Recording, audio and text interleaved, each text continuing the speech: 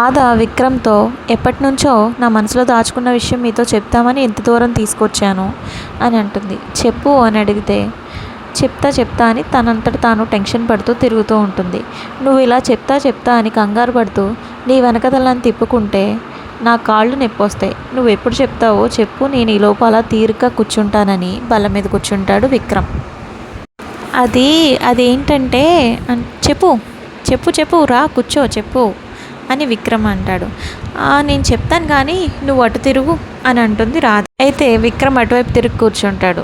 చెప్పు, అది నేనేం చెప్పాలనుకున్నానంటే అని టెన్షన్ పడుతుండగా తనలో తాను మళ్ళీ ఇప్పటి వరకు నా మనసులో ఉన్నదంతా మీకు చెప్పాలి అని అనుకుంటున్నాను. అదేంటంటే ఏ ఇద్దరైనా ఏ జన్మలోనో ఏ రుణమో ఉంటే కానీ కలవరంటారు.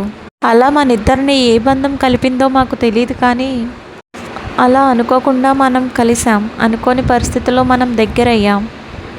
మన అవసరాల కోసం తప్పనిసరి పరిస్థితిలో పెళ్ళి చేసుకున్నాం. మీ దారిని మీరు, నా దారిని నేను ప్రయాణిస్తున్నా. అందరి ముందు ఒకేలా నటిస్తున్నాం అని మాట్లాడుతుండగా విక్రమ్ నిద్రపోతాడు. ఇప్పటి వరకు బాగానే ఉన్నాడు, ఇంతలోనే ఇంత మత్తు నిద్రలోకి ఎలా జారిపోయాడబ్బా అని ఆలోచిస్తూ ఉంటుంది రాధ. ఏదో జరిగింది అనుకుంటూ తను కాఫీ పెట్టించిన సంఘటనని గుర్తు చేసుకుంటుంది. అయితే కిచెన్లో కాఫీ పెడుతూ రాధ బయటికి వెళ్ళినప్పుడు ప్రియా వచ్చి అందులో మత్తుమందు కలిపి వెళ్ళిపోతుంది.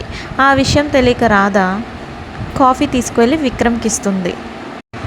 అయితే రాధ అనుమానం నిజమే అనుకొని ఇది ఖచ్చితంగా ఆ ప్రియ పనే అయ్యుంటుంది, మేం బయటికి రాకుండా ఆపడం కోసం ఏదో మత్తుమందు కలిపి ఉంటుంది. నా మనసులో మాట నా భర్తకి చెప్పకుండా ఆపిన ఆ ప్రియకి గట్టిగా బుద్ధి చెప్తాను అని తనలో తాను అనుకుంటుండగా విక్రమ్ నిద్రమత్తులో జారి రాధ ఒళ్ళో పడతాడు.